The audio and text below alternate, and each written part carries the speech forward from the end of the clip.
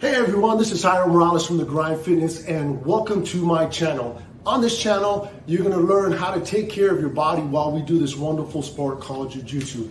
Everything from joint strength training classes to mobility classes, as well as yoga and many other professionals to teach you what is the best path for you and your Jiu-Jitsu journey.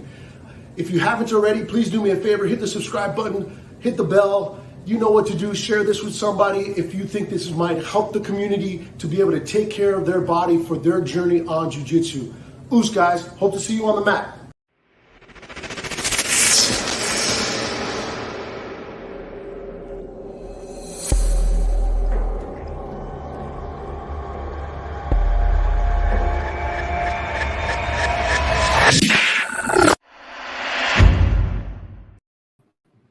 Hey. Hello there. Awesome introduction. Yeah. So I'm just going to do a little intro. What's up, guys? Whoever's watching this. So today we're talking to Madison Shaw. She's a registered dietitian. So she has like a holistic approach to basically how you eat or how you consume your calories. So yeah, tell everybody a little bit about you, Madison. Of course. Well, thank you for having me on. My name is Madison Shaw. I'm a registered dietitian. I started practicing back in 2020, but before that, I was a former NPC competitor, over-exerciser, under-fueler. And so, like you said, my approach is kind of like a whole body approach and just learning how to fuel your body and coming from a place of, like I said, learning how to fuel instead of, counting calories and just getting by. So it's kind of what I do. All right, but give us a little bit of resume. Like, how did you start? Obviously, you just started at the. How soon did you start practicing being a dietitian? There you go. So I've always been in the health and wellness field, always kind of being mindful of my body and what I eat. I was an athlete all through high school and college. I played water polo and I swam. So like I said, always just being mindful. And then I got into college. I was kind of sedentary, didn't know what to do. They had a Gold's Gym. I joined, and then 10 weeks later, I was on stage competing. So that was kind of the introduction into what I considered health and wellness at the time. And then after seeing like friends and families struggle through illnesses and things like that, and being in the hospital with those friends and families, I got introduced to dietitians, and that kind of just started my path of becoming a dietitian and also healing my own struggles with my hormones, my relationship with food, performing optimally. Like now I look back and as a swimmer and water polo player, if I knew what I knew now, I could have been playing professionally in college or whatever, maybe even the Olympics, who knows? But yeah, that's kind of how I got started, just kind of wanting to heal my own struggles, those of my friends and family, and then now working with a range of people. So I started off just kind of opening my own private practice. I became a dietitian during the height of COVID and knew that I was not going to stick myself in the middle of a hospital for many reasons. And so I just started my private practice, reaching out to people that I knew, friends that I knew, friends and family that I used to compete with in sports, and started building that up with high school athletes. Then I got hired at this wonderful facility here in Miami, Infinity Sports Institute, and that is when my horizons opened. So I work with anyone from, like I said, high school athletes to professional athletes from all sports to celebrities, politicians, you name it, and the everyday person. So it's really cool to kind of just get a wide range of all the different sports and all the different walks of life. Okay. It sounds like a lot. Yeah, it is a lot, but it's really nice and it's really fun, and the learning never stops.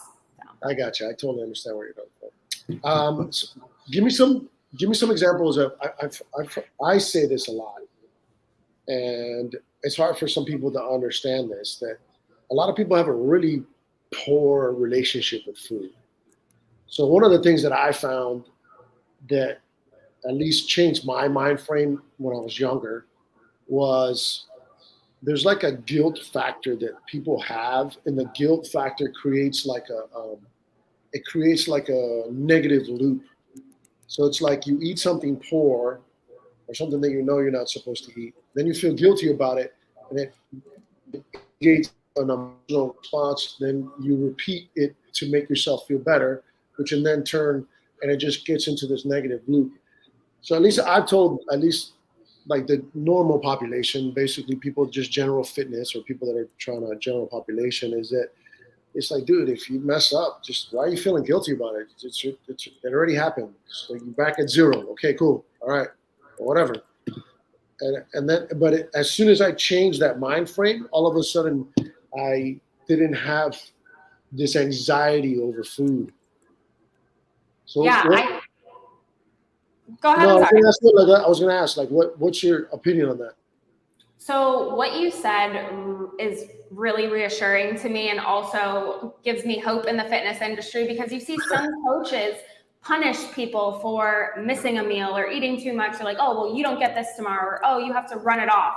And that just gives you kind of like a way out, like, oh, if I eat that, I could feel guilty because I could work it off, or I could run it off, or I could save these calories and not eat it. But I think the biggest thing is just knowing how our body works. And then you won't see food as such an enemy. Like knowing that, yeah, you ate the Rice Krispie, maybe it wasn't on your plan, but how can we use that? How can that become fuel, instead of looking at it as like, oh my gosh, I ate this, this is the end of the world. And then it sends you into this like binge and restrict cycle. So changing your mindset first and foremost, like you said, kind of moving past it, because after that point of eating it, what can you do? You made the choice. What can you do now?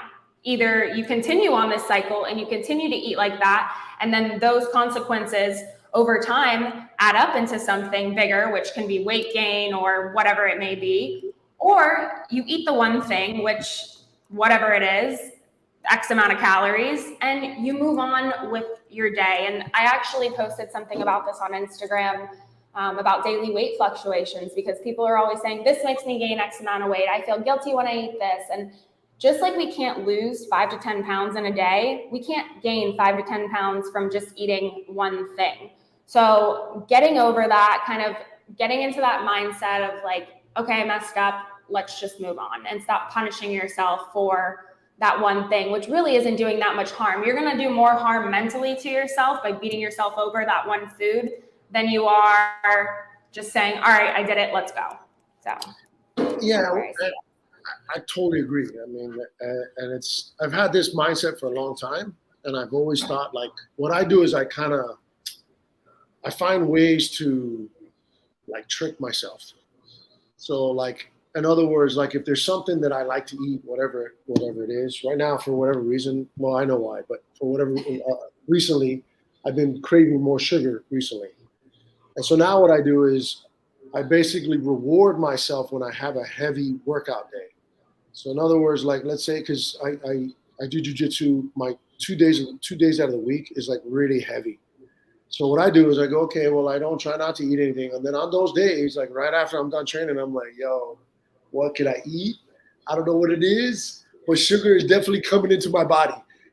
And then when I have it, there's like this immense satisfaction, both physically and psychologically. And so it's like, I feel like I get this big punch of like euphoria of fulfillment. It's not just like a dose of like, oh, that tastes good, or oh, that feels good. It's more like this dose of fulfillment, like, wow, I really satisfied not only my physical self, but I also satisfied my psychological self. Yeah. And it's almost like I'm giving myself a treat. I'm doing Pavlov on myself. And I'd love to talk about that a little bit more, because there is a huge, how do you say? Something that happens inside when you eat that. So carbs, glycogen are our muscles' main source of fuel. So after a workout, you have depleted all those glycogen stores. And even if your muscles are bodybuilder size, those stores are still fairly small. So if you've depleted those, especially after something strenuous like jiu-jitsu, I can guarantee those stores are depleted. Your muscles. I think it's something like, if I remember correctly, I think it's like 30 or 40 grams of glycogen, which is nothing. So exactly. That's like a half of not even a half, like a quarter of a candy bar.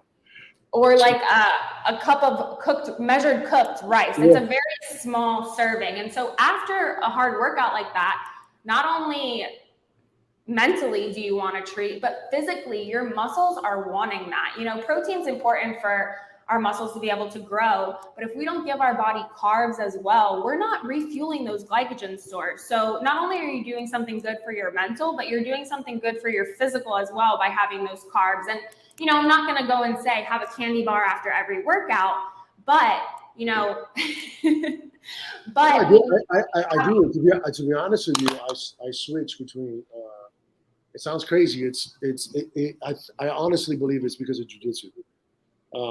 I switch between honey and like super refined sugar. But to me, I don't crave candy or anything like that. But what I'll do is I'll have it like the best way for, it seems to be the consensus with a lot of like the jiu-jitsu athletes is they all train on an empty stomach. So we don't eat until after our first like heavy session. Would make sense. And then right before we have our heavy session, we have some type of sugar, either like a little bit of Gatorade or, like I said, I do honey, or I'll do like a gummy bear or something like that. Then I'll train, and then I'll repeat the sugar gummy bear thing. And then like 45 minutes after that, that's when I actually have my meal.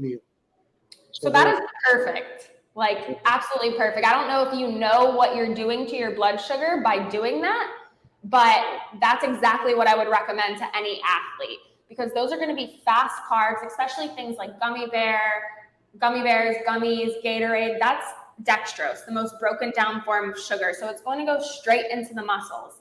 And so what I call those to my clients are naked carbs. And I don't like my clients eating naked carbs when they're just chilling out, relaxing, because our glycogen stores are full. We don't need that. When you spike your blood sugar, your insulin levels go up. And if your glycogen stores are already full because we're just sitting here having a conversation and I'm over here eating gummies, there's nowhere for my body to store that insulin, so it gets stored as fat.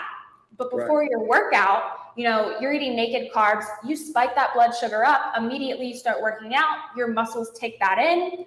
And then, like you said, after you repeat the cycle, you do, you refill those glycogen stores, and then you have your full meal, which is exactly what I would recommend. So from a day-to-day, when you're not working out, the last thing I want is for blood sugar to go like this, because with those spikes, you know, you could be storing fat, you're throwing off your hormones, but with exercise, you're spiking it up, you're bringing it down with exercise, and then you're bringing it back up and leveling it back out. So that's the best recommendation I could ever. Yeah, you're doing a great job. No, I'm kidding. And it's I knew almost, I didn't know the dextrose part, but I knew most of that already. So it was like, that's kind of the way. There's a way that I kind of do things. I'm old enough now. I've tried enough different things that it's a combination of what I learned, and then there's modifications according to how I kind of feel. Definitely. So that kind of dictates how I eat a little bit. It dictates the amount of calories that I eat. So that it just changes a little bit. It's a little harder now that I've gotten older, which kind of sucks, but it is what it is. There's not much I can do about it.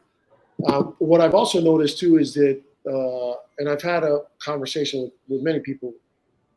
They're telling me that there's actually science behind it, that you can't be too lean in combat sports.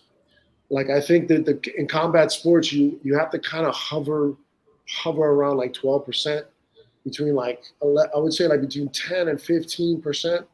I think anything above 16%, you're being lazy. So don't use this as a justification that allowing you to be fat. Anything above 16 is basically, I think, is just, okay, you're not training enough. Mm-hmm. But like between like 10 and 15 is like the sweet spot where you're a little bit fat, you're a little bit soft. Fat is not the right word. Soft is really the correct word. You're a little bit soft. Yeah. Yeah, and it's like that's another thing too, is like sometimes like and you see it more, at least on the jiu-jitsu side, you see it more in the younger athletes. Like the guys that are coming up that are like 16, you mm-hmm. see the muscle structure and how they're built and how their body fat is. So the way the jiu-jitsu guys are built, they're built almost like wide. Their abdomen is almost like you have like a large midsection. So instead of like you seeing like it like narrow here, It's like our body structure gets almost like a square box here.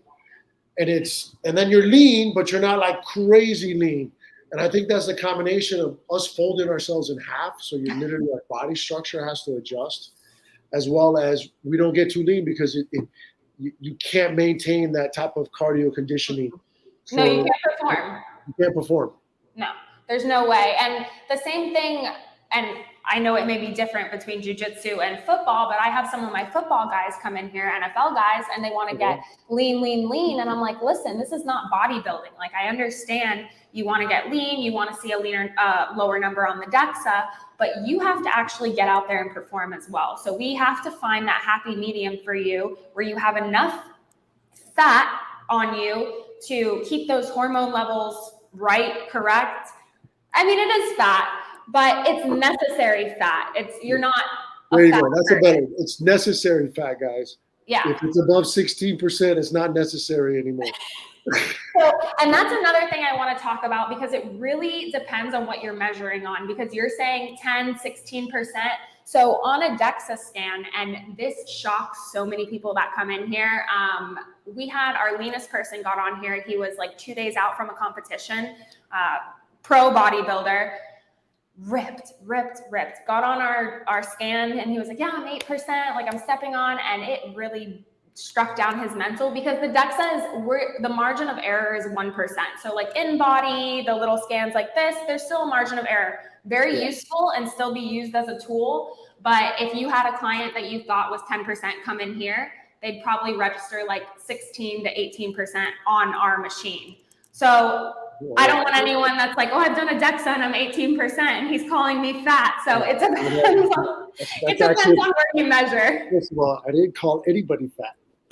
That's not pretty words in my mouth. I didn't call anybody fat. What I said was anything above 16% is excessive, is no longer beneficial, no longer necessary.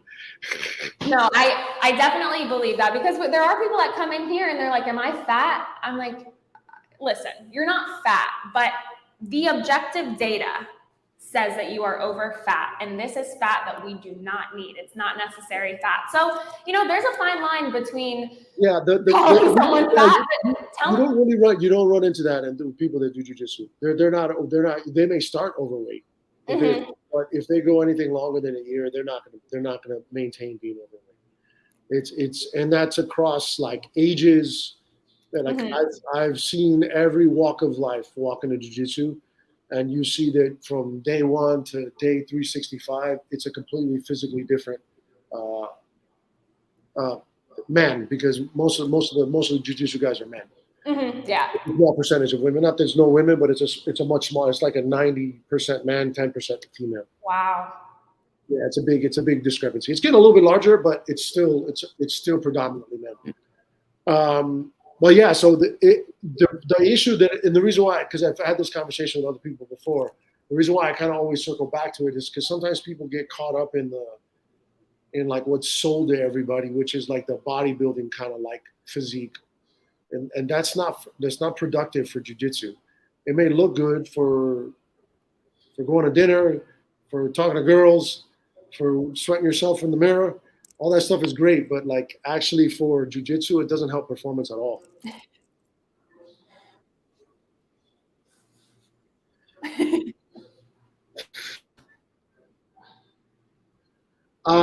So I got a question then. Go through as if there were No, not at all. And I can speak from an actual personal experience from that. Sorry, I lost connection with you for a second.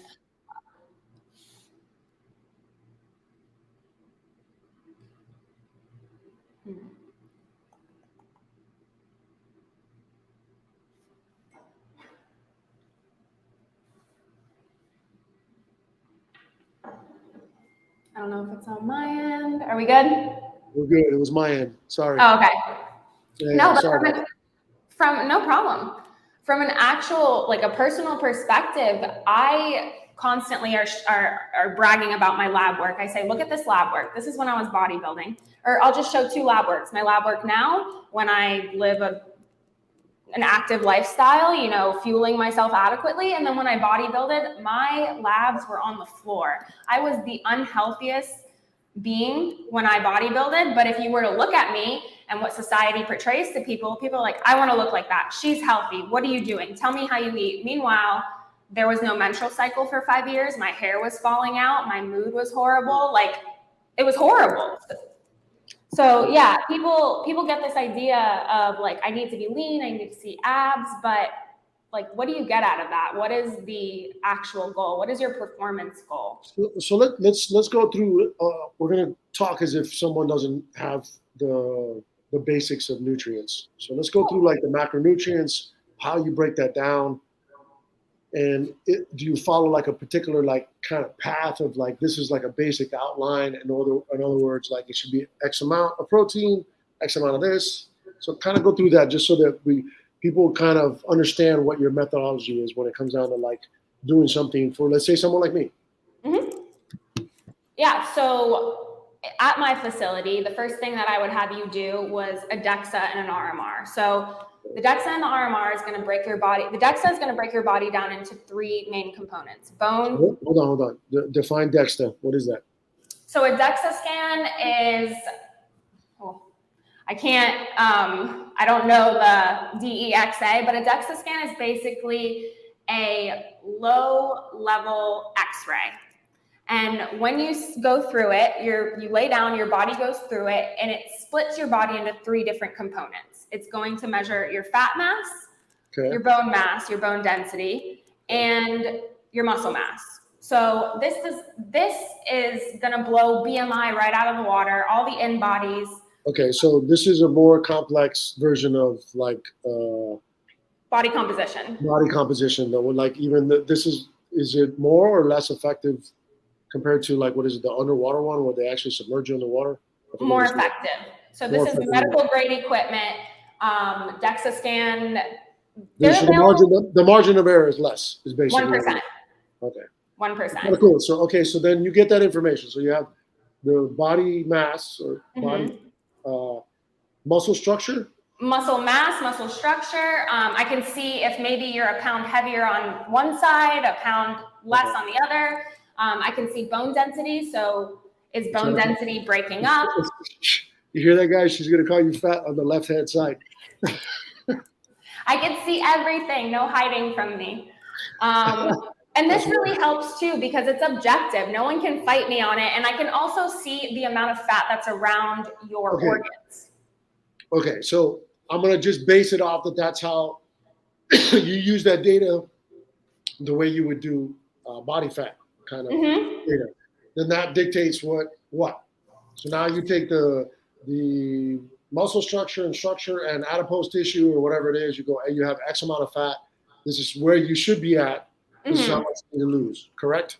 Yeah, and we just kind of talk about your lifestyle and what is contributing to those things, if something's higher than another. But if we're at a good baseline, then what I really use is the RMR. So the RMR is a resting metabolic rate. You sit down 15 minutes fasted, and you breathe into something, and it measures the carbon dioxide exchange rate. So this tells me if you're under eating, if you're overeating, or if you're kind of keeping at a baseline. And then it also tells me how many calories you burn at rest, how many calories you're going to burn a sedentary lifestyle. So that's with just your daily activities, you know, getting up, going to the bathroom, making your lunch, dinner, and then how much you would burn, excuse me, at very hard. So I take all of that and I come up with a program for you. So my baseline, I always tell people, most of the times I create a meal plan that they follow to a T, but there are some instances where people just want to come in and learn, what do I need for my body? So we follow a rule called PHFF: protein, healthy fat, fiber. And then we stick the carbs in where we see fit depending on their training schedule. So every meal is going to have at least 30 grams of protein. Protein is going to help maintain. Hold on. Let's back up a little bit. Hold on.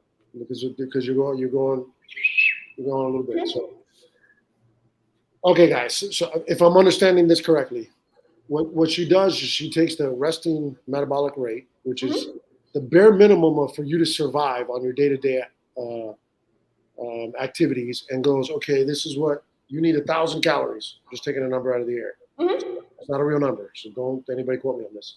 1,000 calories, that's her baseline, which means that however your calorie distribution of macronutrients, which is what she's going to go through in a second, is needs to fill with those X amount of calories. So whether it's 1,000, 2,000, 3,000, she's using it as a baseline to decide how many actually calories you need to consume. And then once she figures out how many calories you need to consume, depending on if you're fit, you're prepping for something, you're trying to lose weight, whatever that project is, then from there she goes, okay, that's the number. This is the bare minimum. This is the percentage of macronutrients, which was, what was it? The 3 H's? What was it?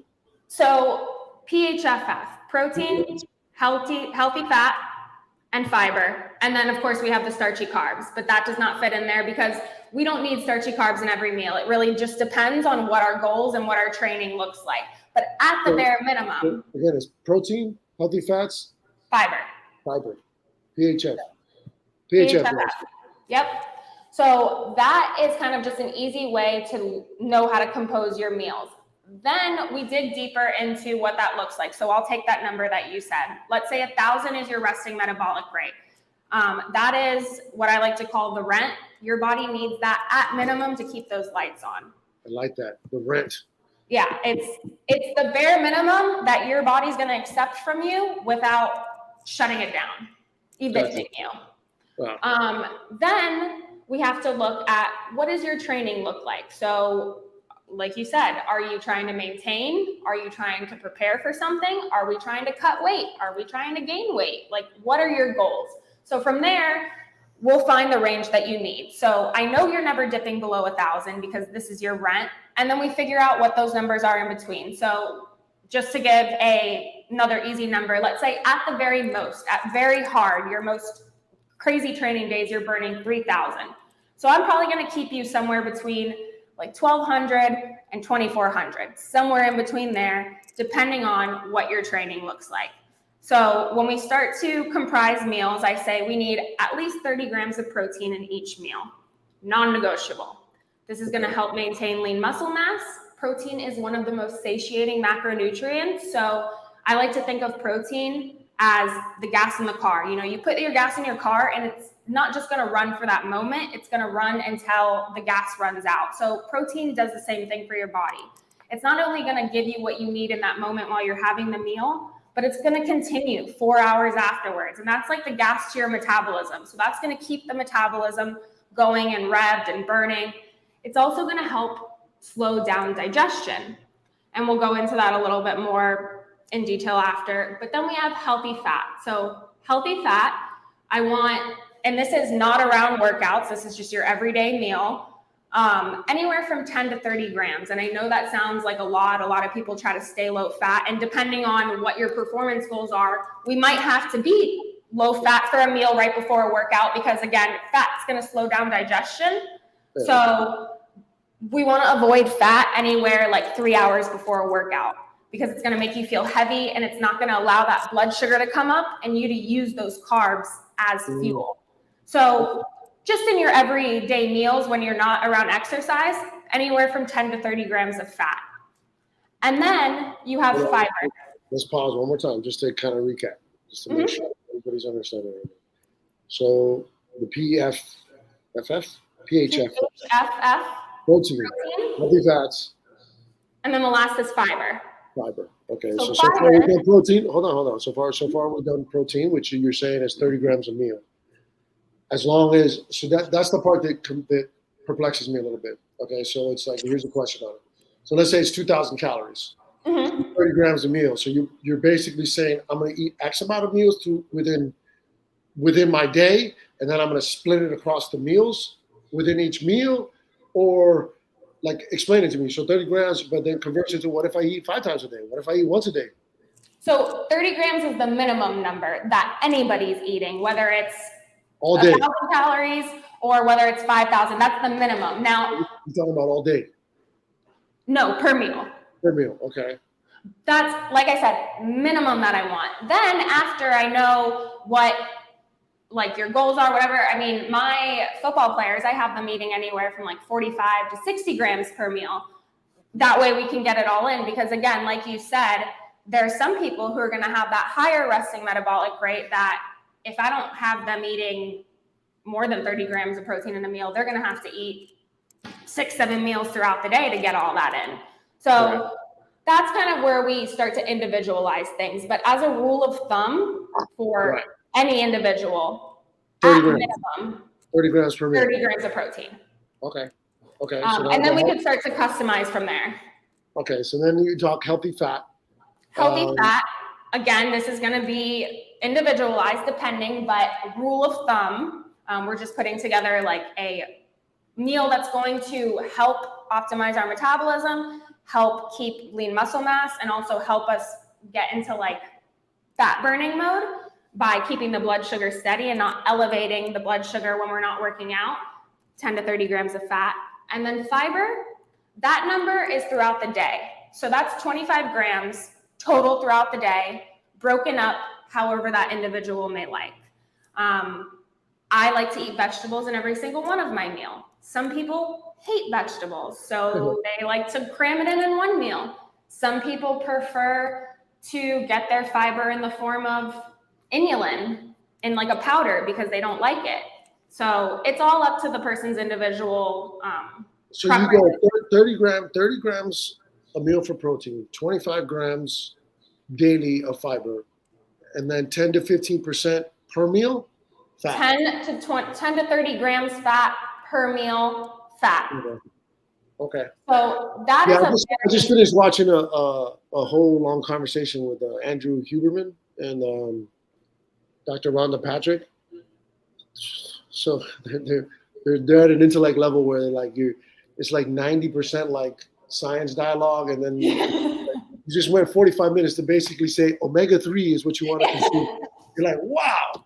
It's like 45 minutes of like this and this and that. Just basically omega-3, guys. That's all you were trying to say. So it was interesting. I mean, it's good that I understand it. So I mean, they go into like specific details of the benefits and all that. Mm-hmm. I don't think. Trying to think how the jiu-jitsu community is pretty well rounded when it comes to food, where I feel like, obviously I think we now have, like, because of the trend, and it seems to work well, is kind of like intermittent fasting style kind of training, like diets. Mm-hmm. It's not always, but it seems to be like the pattern. And I don't know if it has to do with like the combination of the style of sport that it is with the food intake, but it seems to be like not everybody, but they don't eat as consistently throughout the day as I've noticed that the general population has.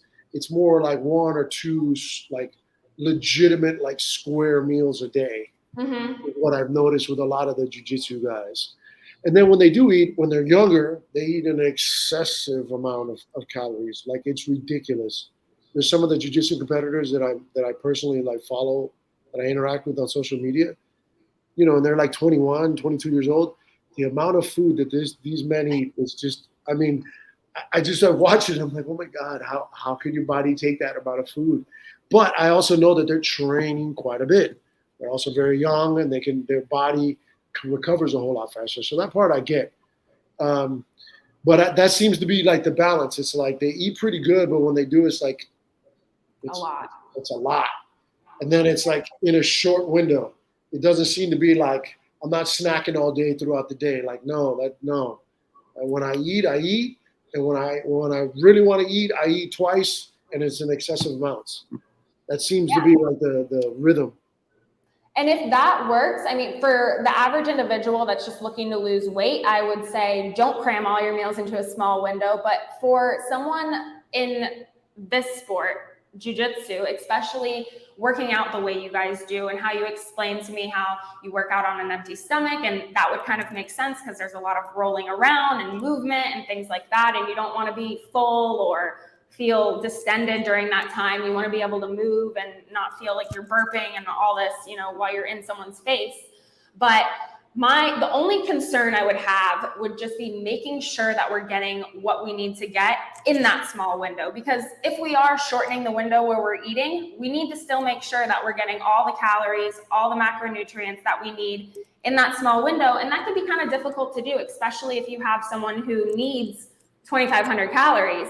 If you're trying to smush that into, let's say, a 6-hour window, it might be difficult. Two Chipotle burritos. We're done. You're killing me. See, Chipotle makes things a lot easier. A lot of my football guys resort to Chipotle as one of their. It's because you can't because it's high enough in calorie.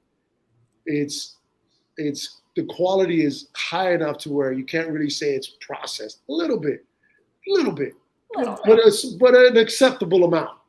And then you can sit down and it's like $10 and you're just like, oh, I just ate 1,300 calories. Awesome. Let's also break it down because Chipotle is one of my favorites to suggest because of what I said, PHFF, protein. Let's go pick out, chicken, steak, carnitas, if you want to do the tofu, whatever. So protein, healthy fat. You have healthy fat, so you have your guac, your sour cream, your cheese, and then you have your fiber, so your fajita veggies, your lettuce, your salsa, and then your starchy carbs, whatever rice and beans you want. So Chipotle is kind of like the perfect PHFF meal because you can really hit all those markers. Burrito bowls, Mexican, Hispanic cuisines, those are very easy to make PHFF because you have your protein, whatever that is, your rice and beans, which also have fiber. So those are great options, especially for doing what you guys are doing and being able to get in what you need to get in that short period of time. Yeah, 100%. But anyway, I agree with you. You also have to kind of watch yourself to make sure that if you are eating at a window, you're eating. You just got to eat quality stuff, guys. That's the biggest thing. Listen, be honest with you, it boggles my mind. It's like you know what's bad for you. It's like just don't eat the shit that you know that's bad for you. It boggles my mind. It's like you're like, oh, I don't know what. Well, because you eat stuff that you know you're not supposed to be fucking eating. Like, why are you doing that? Like, unless it's like you meet someone that's like, yeah, I ate it, but I don't give a shit. All right, well, cool. All right, as long as you know what you're doing. But like, what frustrates me is when you're like, oh, this and that, and look, and I'm not one to talk. Look, I was predisposed genetically. Mm-hmm. But I somehow have an imbalance in my gut bacteria. It's causing psoriasis on my legs. So this is me knowing that I have to eat specifically for myself, and it's something that's never going to go away. And I was eating pretty good. Somewhere I made a mistake and I turned on some gene that I basically have. And now the gene is like, doesn't want to turn off. Yeah. And I see that so often and it's becoming so much more prevalent. I think that it's there, but the food that we're eating nowadays and the food that's being produced is mutating those genes and turning them on, just like you said, somewhere along the way. Whether it was by your hand or not. I mean, it could have been an environmental factor. There's so much other things that we don't have control of. I'm pretty sure it was an environmental factor. I think it was a perfect storm of me working quite a bit, training 2 days a week, being dumb and drinking energy drinks way too consistently. At the same time, I was eating very, very lean. And then I kind of was going kind of vegan at the time a little bit, but I was eating a lot of that processed things. And I think I may have had like an allergic reaction to the processed whatever vegan BS that I was eating. And that in combination with being stressed, working 14 hours, drinking the energy drinks, kind of sleeping, not being 21 anymore, that combination was like a perfect storm. Mm-hmm. And it started kind of becoming a problem and it flared. And I got it under control now, but I'm still like, way, way before it finally goes away. And it's just, again, you just never know. And that's why you got to like be mindful. I tell people, man, just be mindful of what you're eating. If you know what you're eating and you're okay with it, then all right. Yeah. And know your body. know what's going on. Like, you said you have a genetic predisposition, and there's people who have never gotten lab work or never known what's going on. And, there's some guys that I have in here that have just super, super high blood sugar. So even though we need to be getting 3,500 calories, and a lot of that needs to come from carbs, if you are pre-diabetic, there's things that we need to do to work around this. So there are some instances where things like that come into play as well, where there's Pre-diabetic. What was that? Pre-diabetic means that you got too much fat in your blood, which means that you're eating excessively, you're eating refined sugar too often, and you're not active enough. Exactly. So go for a walk, cut out sugar, and it'll go away. No, and I had a perfect example of that. Someone came in here with a hemoglobin A1C of 13. Pre-diabetic is 5.7. Okay. So 13 is like, you have diabetes, and the doctors told him, like, this is irreversible. Like, you're going to have to go on medication. He's like, I don't want to, like, please. And so came in here and said, listen, I'm willing to do anything I need to do to get this down. Started walking, started exercising, stopped drinking Coke, stopped eating all the refined sugar, started eating protein, healthy fat, and fiber in every meal. 5.6 in 3 months. Yeah. Like, it's not that complicated, guys. Like, it's really simple. It's not as hard as the media and everything make it seem like it is. It's really just eating balanced. What you got to do is, I'm teaching this to my son. You got to resist it's propaganda, it's marketing, basically. You got to resist the marketing. Mm-hmm. You just have to know that if you are going to indulge in stuff that you're not supposed to eat, do it at the correct time. I try to teach him that. So it's like, look, before I had this issue with my gut, I was more salt-based. So my fix was like chips and blah, blah, blah. So that was my treat. I would go do activity. That was my treat. I would eat it guilt-free because I knew that I had a heavy training day. Now it's sugar. Whatever is whatever. And it's like, that's the thing that people don't seem to understand. And you have what I see with the young guys that do jiu-jitsu is that because they're young, especially the guys, women not so much. Actually, to be honest with you, I've never really had a conversation with any jiu-jitsu women about diet. I don't know if anybody's watching. You want to be a jiu-jitsu woman, you want to talk to me about diet, we'll talk, because it'll be a first for me. And I've noticed that they eat pretty well, but they don't know when to eat. They don't know or what to eat. So it's like they have a well-rounded diet, but it's like a mild just reframe of what they need to do for jiu-jitsu, if that makes sense. It's like they eat well for being a healthy individual that looks in the mirror. Mm-hmm. But they need to adjust just a little bit, 5-10 degrees of the actual meal structures of the protein and the carbohydrates and the fat that you were talking about and the fiber. And then what I say is the timing, so that you figure that out, that works for you, so that your body is as efficient as possible for the sport that you do. Mm-hmm. That's the thing that some people don't seem to understand, is that they think because you want to start by eating to be healthy. But once you get that healthy zone down, then you have to eat healthy for your sport. Yeah, you got to fine tune things. Yeah. It's difficult for people to understand that. Yeah, the issue that I see the most with the younger kids, for me, is that they don't cook their own meals. It's their parents. And a lot of their parents are still stuck in this diet mentality. I work with a high school student, and his dad was an athlete in college, and he's like, all we ate was chicken and asparagus. And he counts how many 100-calorie packs are in the kids' pantry at night. And the kid is not getting enough food to eat. And I had to sit down with the parent and say, listen, we need to fuel this kid. Yeah, he's 16, 17, and you say he's chunky right now. He's going through puberty. He's growing. Give him a year. The kid's 6 foot tall. We need to fuel this child. So that's the issue I run into, is the parents are kind of stuck in their old mentality with the way they eat. 100%.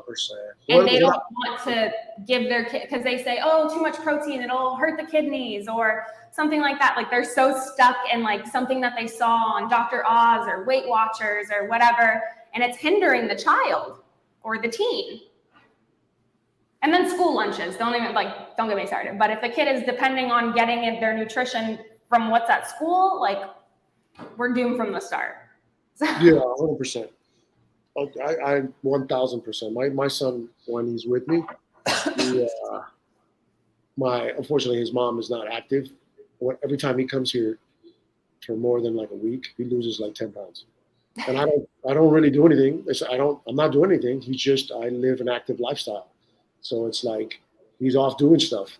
Mm-hmm. And I don't feed him on a schedule. I feed him when he's hungry. And I give him access to whatever food that's in. I go, this is whatever you want, as much as you want. And 90% of it is like what my grandmother taught me, which was fruits. Nice. Right? As much as you want. Like, it's a free access as much as you want. And then we sit down and have like an actual meal. But I've noticed that when he's here, it's like day one, he's going through like food withdrawals of like all the processed stuff that he has. And then within like day 3, all of a sudden it switches. Mm-hmm. Now all of a sudden he's not hungry anymore. Yeah, and then all of a sudden the food that I'm giving him satiates him a lot faster because it's actual food. And then all of a sudden he doesn't eat quite as much. And then, like I said, I do to myself. I'm like, all right, man, if he goes off and does something activity, let's go have some pizza. Let's go have a slice of pizza somewhere. And then it's like a bonus for him, and immediately within like days, you see like this body morph. It's amazing. You're like, wow. Yeah, it's crazy. And like, it's nice because he's still young, and it's crazy, like how you're describing it, that his metabolism can switch back and forth so fast. Unfortunately, years of eating processed and dieting can really do a lot of damage to the metabolism. But it's funny what you said about him coming in on the 3rd day, he's like not as hungry anymore, because that tells me that his internal calorie counters, so his hunger hormones, leptin and ghrelin, are doing their job. Because, I mean, yes, we need to know our macros and need to know we're eating enough, but we live in this world now where people think they need to track every single bite that goes into their mouth. If your hormones are working properly, your leptin and ghrelin, what tells you, hey, I'm hungry, hey, I'm full, if those are firing properly, your body will tell you, hey, I'm hungry, hey, stop eating, I'm full. But if you're like a binge and restrict type person, I mean, I used to, after bodybuilding, I could sit down and eat like 3 jars of peanut butter, no stop. Now I can eat like a spoonful and I'm like, all right, cool. I love peanut butter. And I saw, like, I don't know when I saw it. I don't know if it was on Instagram or TikTok or something, where they make fun of like men eating like peanut butter or jelly out of the jar. And as soon as I saw that, I was like, damn, it's not just me. Like, there's the immense satisfaction that I get out of eating peanut butter. Like, after it'd be like, oh. Yeah, that was me. Yeah. And now when they get a little older, what I've noticed too with the younger 20-year-old, like the 20-year-old athletes, is that they eat, because they're young, they eat a combination of like, the core of what they eat is like good food, but then their excess calories that they eat are really not good for them. Yeah, it's all the junk. It's all junk. And it's fuel, but it's like if they would just decide that, like, why don't I just up the calorie count on the quality food, and then I could still have the junk, but reduce it down by like maybe 50%. 100%. And that way, in 3-4 years, your body doesn't start to break down after you've beaten the shit out of it physically, and then slowly giving it like less and less nutrients than it needs. But it's just, especially when they're in their early 20s, it's really hard to get that mindset or that education. We're like, hey man, what you're doing is not effective. You got to just shift how you're kind of doing stuff like that. No, but like I said, they're well educated. The guys that are in that, they know about fitness, they know about macros, they know about like conditioning. They're well rounded in the whole like holistic kind of realm, but they have to resist the 20-year-old desire of like, I know that I can eat like a full pizza and still have like an 8-pack in the morning. It's just hard. When you get older, it's a little less. You're a little less likely to do that because there's more of an immediate negative response from your body. So I remember when my biggest thing now that I've gotten older now is, I'm pretty sure food has nothing to do with it. It has something to do with just me being older. My pain tolerance to discomfort now is a lot less. So I noticed when I was younger, when I was in my early 20s, I could beat the crap out of my body and my body would be destroyed. And I could go to sleep and the deepest 8 hours of my life. Now, if I beat my body up like that, I know that I'm going to have trouble sleeping. And if I have trouble sleeping, then it takes me longer to recover. Now at an older age, I have to resist the urge to take an ibuprofen because the painkiller allows me to then not feel my body while I sleep so that I can sleep 8 hours so that my body can internally recover. Yeah. So it's weird how the body changes this over time. And it's like, sometimes it's like giving directions to a 20-something-year-old. It's like, hey man, what you're doing is good. But this could be better. You don't realize what you have until it's gone. And I've slowly started to see the difference in like my recovery and things. And it's crazy. You don't, like I said, you don't realize what you have until it's gone. And like you mentioned, you have to resist the urge to take the ibuprofen because that's providing you like immediate relief, temporary relief. But things like that are so hard on the gut. So that may be doing more damage for your gut and then throwing in more inflammation, more anxiety, more just everything, more fatigue. So everything is a full spectrum. We can't just look at something from like, all right, I'm just doing this one thing and it's just going to affect this one thing. Anything that you do to your body works in like a full wheel. So we really have to look at it from that approach versus like, I'm just going to eat this. It's just going to affect, I may gain 5 pounds. So maybe that weight doesn't mean anything to you, but all that processed sugar going back to the gut is going to destroy and rip up your gut. And then you're going to get more inflammation, which can lead to decreased bone density, which can lead to more injury. So it's really, everything's just a full circle, honestly. Yeah, I try to tell people when it comes to calories, it's for general fitness people more. I tell them, I go, if you can't find it in nature, you probably shouldn't be eating it. Simple as that. Anything more complex than that, you're overcomplicating it. If whatever's on your plate can be found in nature, eat it. If it can't be found in nature, you probably shouldn't eat it. Yeah, think twice. Yeah, and for which people are like, oh yeah, that makes total sense. I'm like, yeah, it's not that difficult. Just don't eat the shit that you know you're not supposed to eat.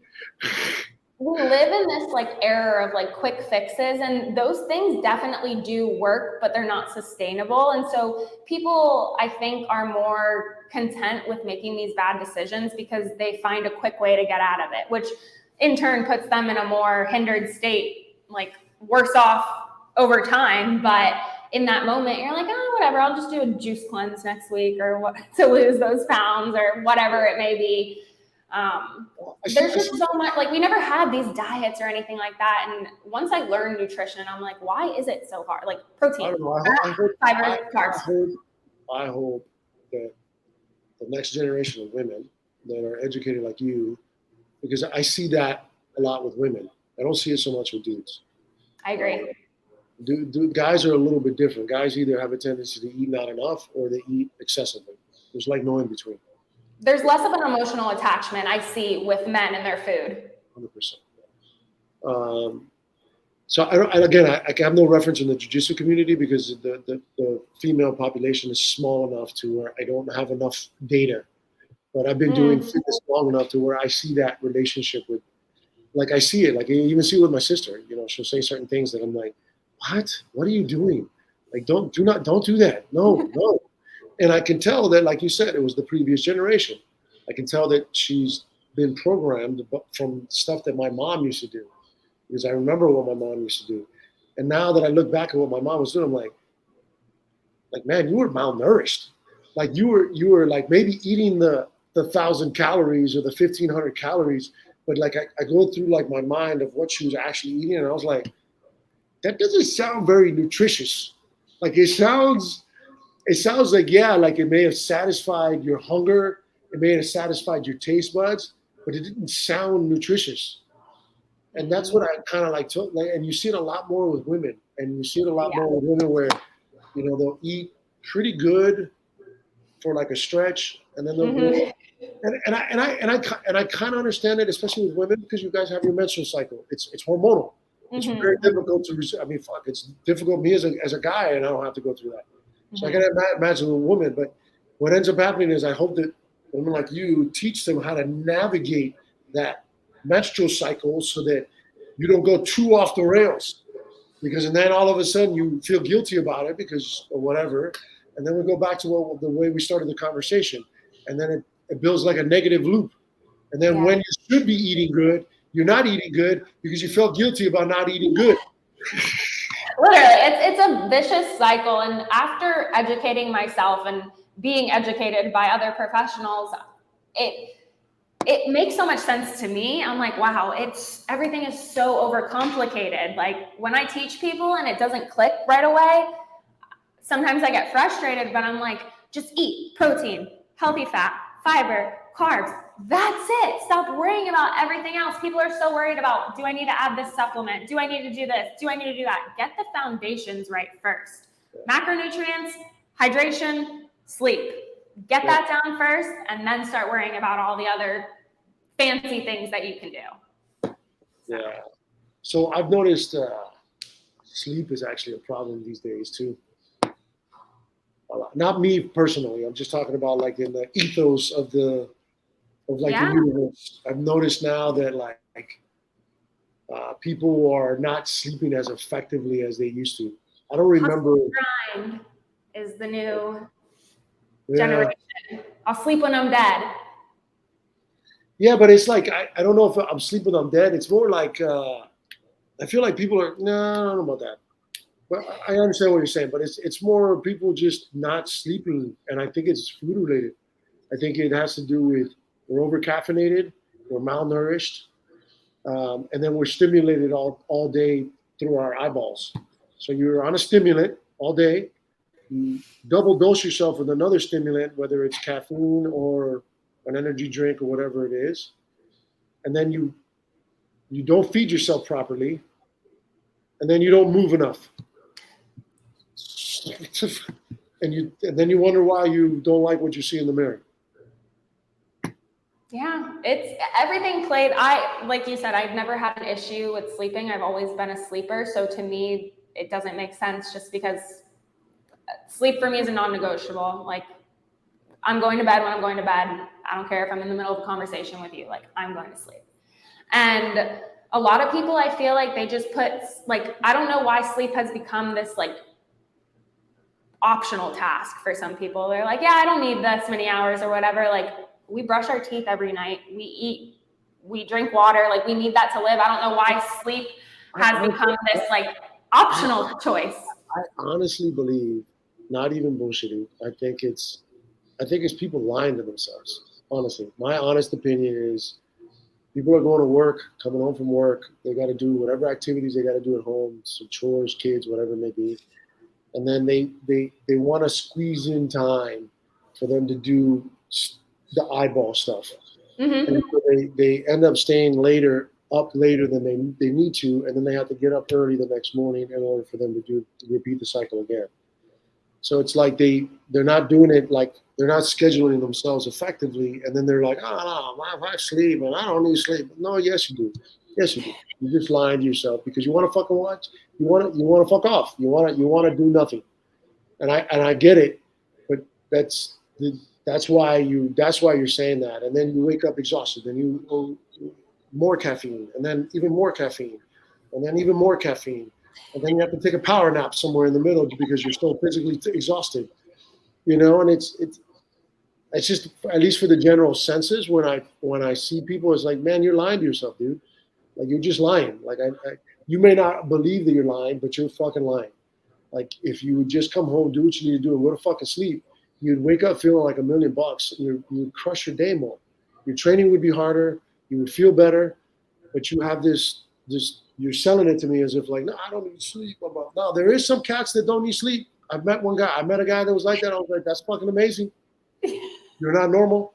Those are dudes. Yeah, there are some weird people out there. Dude, though, he wasn't normal, but the dude was just like that. The man was addicted to running, addicted. Like I'm talking like running addicted.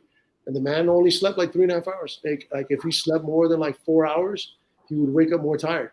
And the guy literally ran all day. The guy ran like 1 to like 10 miles every day. But kudos to him. That medical anomaly. Most people are not like that. You know. Yeah. And that's why I when I hear stuff like that, and it irks me a little bit because it's like, yeah, I don't believe you. I don't believe you. You're lying. Like it's literally what I think to myself when I hear those answers. You know, until you meet someone like this, someone that's running a business or someone that's got a lot of okay, cool. You're a fucking lawyer at some corporate firm. You got a wife and 3 kids at home. Yes, you're probably sleep deprived because you're doing a lot. You know what I'm saying? But the average individual is like, no, you're just not scheduling yourself accordingly. And the same thing goes with food. When we go back, we'll tie this back to food as well. It's like, dude, you got to have some type of plan. It's like, you like, what are your work days? What are your off days? When are your heavy days? When are your, like, you got to have some type of objective. Otherwise, if you're just guessing every day, you're just going to feel like crap and it's going to kill your motivation. So it's like, you got to kind of decide, okay, Sunday, I'm going to go do, okay, I'll give you an example. Like me, what I do is I'll go, okay, Monday morning, I coach in the morning. So I don't really train, kind of, but not really. Then I train a little bit during the day, but it's really more instructional. So I'm kind of learning and I'm doing a little bit of training. Then I lift a little bit. Then Tuesday, I do a little bit of kettlebell. Then I do a little bit of mobility work. Then I take one class where I'll do like a little bit of jiu-jitsu training. Then the next day is a little bit about the same. Third day is about the same. Fourth day is no instruction, all heavy rolls, all heavy rolls, all heavy rolls. And what I do is I plan out my food accordingly. Like, okay, these are the days that I can have pasta. These are the days that I can have 3 cups of fucking rice and not feel guilty about it. Yeah, because you need it. Your body, you know what days you need things accordingly, and you plan accordingly to that. Just like I said, all your main plates, protein, healthy fat, and fiber, but like there's days where you're lifting heavier, so you may need those 3 cups of rice or whatever. That's perfect, and that's how it should be. You shouldn't need, I mean, to some extent the same thing every day, but you should be able to know your body. And also there can be a trial and error period where you figure out what you need. But as long as you have that foundation and that baseline, that fine tuning will be so much easier to just kind of add and take out, you know, and there will be times where you try something and you're like, that did not work for me. And that's okay. But, you know, finding out what does work for you and sticking with it. Like, yeah, what works for me now is cow, basically protein, meat, red meat, very little carbs. It's not on purpose though, because I actually need carbs. So the days that I have most of my carbs for the week on my heavy training days. Nice. Because it reacts, it causes a reaction in my gut. So if I don't have a heavy training, I get a reaction. If I have the heavy training, my body absorbs it. So I get replenished without getting the allergic reaction. Mm-hmm. So I had to kind of time it in that way. I have the sugar cycle that I was telling you. I do that only on the days that I train heavy. Nice. Other than that, I'll have like a shake in the morning, which is basically fiber and sugar to start my day. And then I have like one, sometimes, it's ridiculous sometimes the amount of steak that I have in one sitting. And I'll have like one piece of steak, basically. I don't right now at this current moment. I don't do greens because it's too fibrous. Okay. So it causes I wouldn't say an allergic reaction, but it causes bloating to the point where it takes too long for my body to digest the bloating. So it's not necessarily where it's like it's not like I don't feel like it's an allergic reaction. It kind of is, but it's not like where there's like this. It's an inflammation. Yeah, but it's an inflammation, but it takes too long for my body to digest that I decided to just cut it out. Yeah. So I cut greens out. At one point, I started to try to pepper it back in with my shake, and it was still too much. So Yeah, really anytime, just a general recommendation, if anyone's listening as well and is experiencing similar symptoms, anytime that happens, so staying away from that fiber 3 hours minimum before a workout, because it's going to slow down. Like you said, you'll feel heavy, bloated. But if you're trying to add fiber back in, adding it with a protein and a healthy fat and also a carb, or you could do something like beans that are a starchy carb that also have fiber in it to kind of get the body, used to having that fiber. But something to keep in mind, water. Fiber does two things. It can either bind you and help keep you regular, or it can constipate you because there's not enough water. So that fiber is going to create like a compacted stool. And if you're not having enough water, then you can become constipated. In your case, it doesn't sound like that's the issue, but for the general person, if you're noticing those symptoms, that may be something to look into. Yeah, the hydration is not really a problem in the jiu-jitsu community because it's such a high. Yeah, I wouldn't think so. It's a high intensity, like perspiration, like temperature rising quite a bit. So it's like we sweat quite a bit. So that's one thing we do well is hydrate. We drink quite a bit. How are you guys on electrolytes? Do you recommend to like replenish your electrolytes for your clients? Yeah, what I started doing now. At first, I was buying the Univ something, whatever electrolyte. Liquid IV. Yeah, which was pretty good. Just fucking expensive. I didn't want to spend like $5 for every pack. I'm like, dude, I drink 2 or 3 of these sometimes a day. Dude, I'm not gonna spend. I'm not being cheap. It bothers me to just spend recklessly. So what I do now is, it sounds crazy. I take salt. I take Himalayan salt, and I basically put it in my big 64-ounce thing, and I drink like 1 to 3 of these a day, depending on my training schedule. Yeah. And I found I had to start. I knew that I needed an electrolyte because I could feel, this is whoever's watching, if you're feeling this is probably why it was happening. So let's say I do a heavy round of jiu-jitsu, you sweat profusely, we wear these heavy jackets, you probably lost like 10 pounds of sweat, not even exaggerating. What I was noticing is that, I would drink the 64 ounces, but all that would happen is that I would get almost like still kind of like a hungry feeling. And I would just have to be peeing, going to the bathroom repeatedly. Then I was like, something's off. As soon as I started adding in the salt, all of a sudden I felt satiated because I would have the sugar. So I would have the sugar before I would train. Oh, nice. Sugar afterwards. Drink the water with the salt in it, and then I would feel satiated with the water, and I literally felt like where my skin almost like absorbed the liquid, if that makes sense. Like I felt like I got like fluffier. That's exactly what's happening. So with the salt, it enables the water to actually hydrate the cells. Whereas before, like you said, it was just going through. So without that, we have a sodium potassium pump in our body. So without that, from those electrolytes from the Himalayan salt, the water's just passing through. But the Himalayan salt allows it to actually hydrate the cells. So that's exactly what was happening. How you said you felt that hydration from within.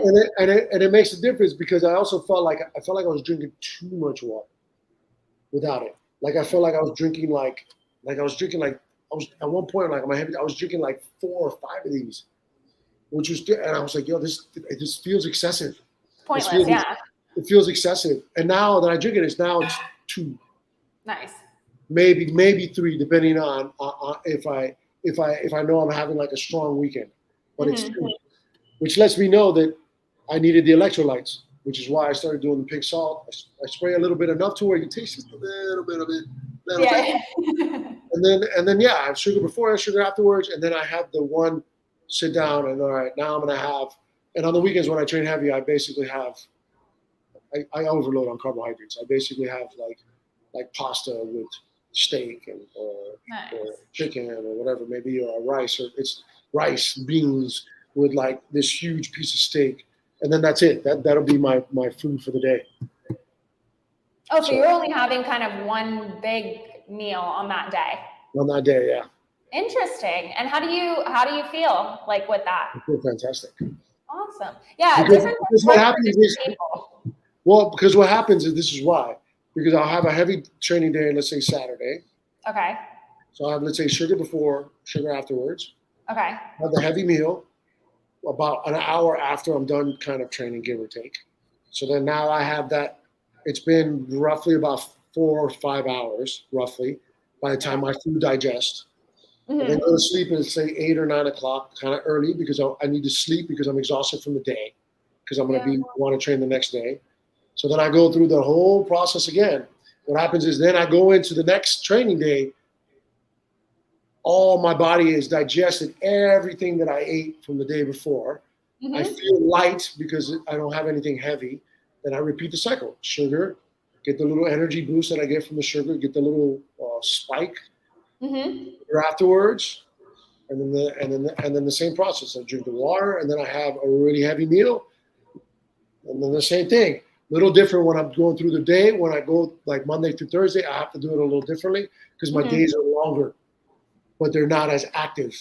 So I'm not doing heavy training, but my day is like 4:30 in the morning to like 10 o'clock at night. So my day is longer, but my activity level is not quite as high. So I have to like pepper in a couple more meals throughout the day, and they're a little bit lighter.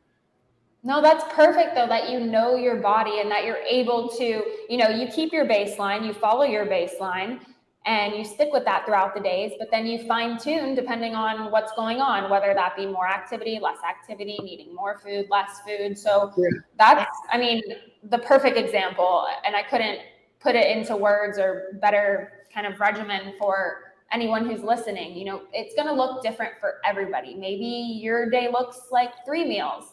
Maybe it looks like 1 meal. For me, that would never work right now. But for you, it sounds like it's the absolute perfect scenario and everything's going great. So finding your balance and what works for you and your physical activity.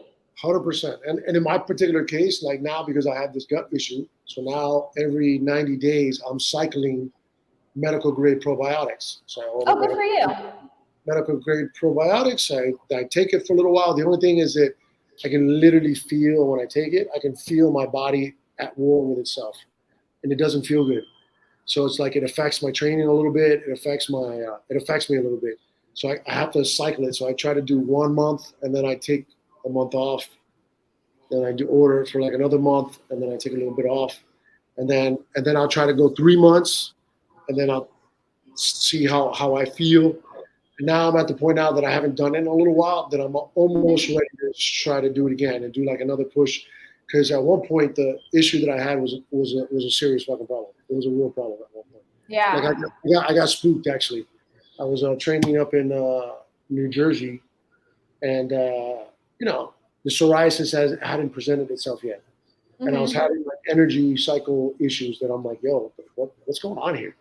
And I was training, and I almost passed out when I was training. And when I say almost passed out, I mean like, and I know the difference between like, oh, my blood sugar was low, and I'm woo.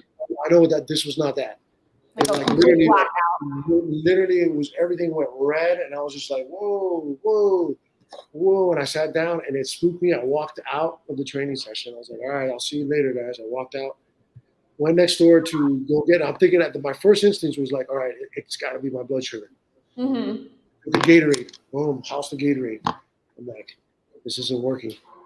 I'm like, I started drinking. Then I bought a thing of water. I started drinking water. I sat there like, and I'm like, this isn't working. Bro, like a wounded animal.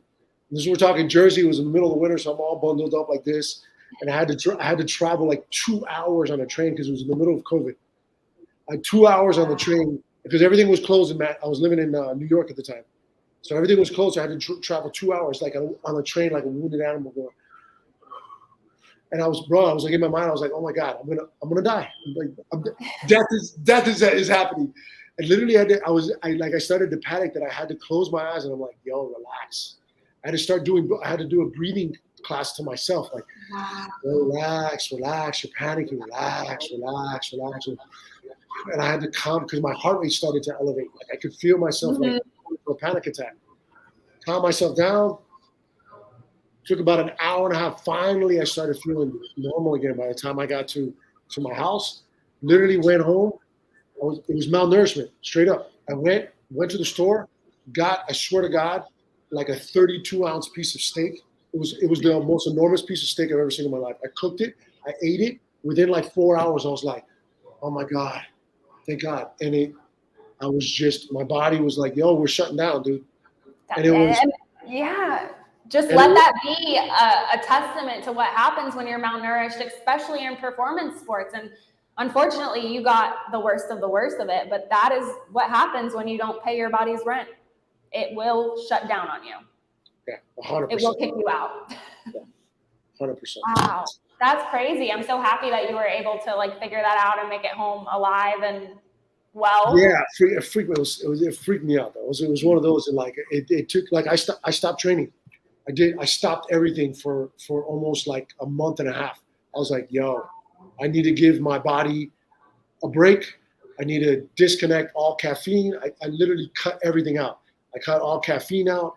No coffee, no tea, no energy drinks, no nothing. And all I did was I did an elimination diet. I literally cut it down to steak and potatoes for basically like almost like about, I would say like 45 days. Like that's all I was eating, steak and potato, two to 4 times a day.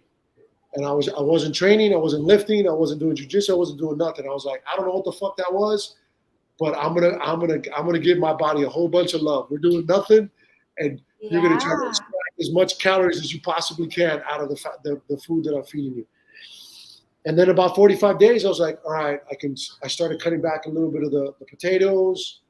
Then all of a sudden I was like, okay, let me start adding in a little bit of fruit.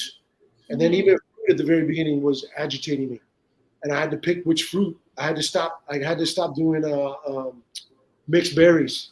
I had to switch because for whatever, I don't know why, but I don't know if it was my probably body. The fiber content.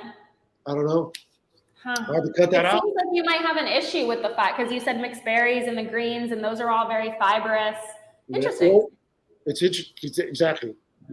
Yeah. And then from there, I started kind of adding in a little bit there, plain food, just salt and pepper, no seasoning, and I kind of stuck on that diet for I would say like almost like a year, like 6 months. Because it was like anytime that I deviated from it, I would get an allergic reaction. I was like, yo, this is not worth it. This is not worth it for me. And then have you done any more extensive testing into the gut or anything like that? No, I got to go see a functional medicine doctor, which is my next step. I went to go see traditional medicine, which I had a really bad experience. And it just lets me know how much what I'm doing needs to actually happen. There's a particular thing that I have in mind in the long run that I'm trying to pull off. And if I'm able to do it, this is the reason why. I literally went to the doctor, walked around by 3 different nurses or whatever they are. And do you take any drugs? No. They would look at me like, are you sure? Yeah. And then they would give me that face of like, are you sure? I'm like, yeah. Like I don't take any drugs. Like not drugs like recreational drugs like medication. Like, oh, okay. I thought they were asking you if you were like taking drugs. No, medication. I could tell. Okay. I could tell by your face. And I'm like, no, I don't take anything. They go, nothing for your heart rate, nothing for blood, nothing. I don't take anything. I go ibuprofen every once in a while if I'm really banged up. 3 times, doctor, same thing.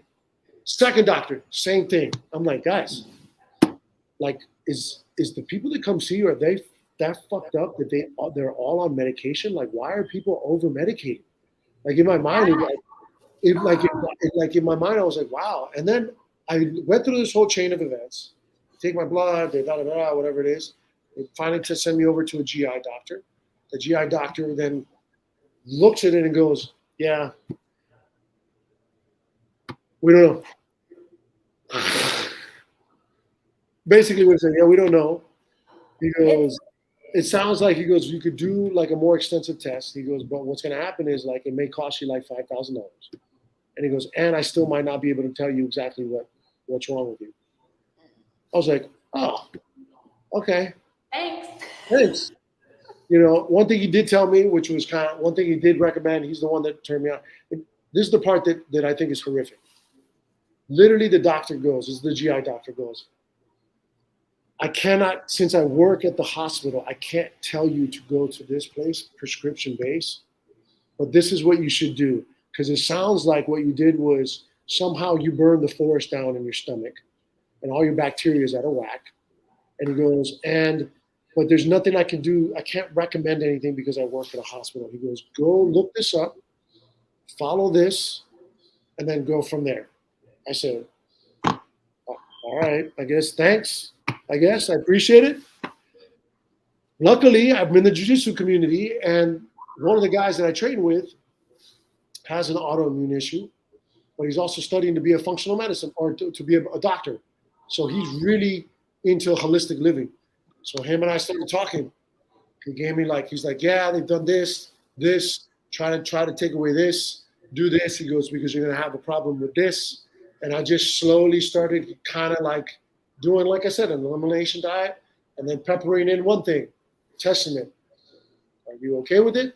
You seem to be okay with it. Okay, cool. That's now added into the diet. Yeah. And then slowly went from there. And so now where I'm at right now, where everything it's stable, but it's still not good. It's no longer declining. It's no longer declining. I got a little bit of an increase of normalcy, but now it's at a low irradiation of irritation. Mm-hmm. It's neither worse or getting better. It's just constant. Right, which is why I kind of think I'm now ready to all right, now let's do another dose of probiotics. Let's get a little bit more discipline on my diet so that it's the same exact thing every single day so that I optimize for my body to kind of correct itself. Yeah.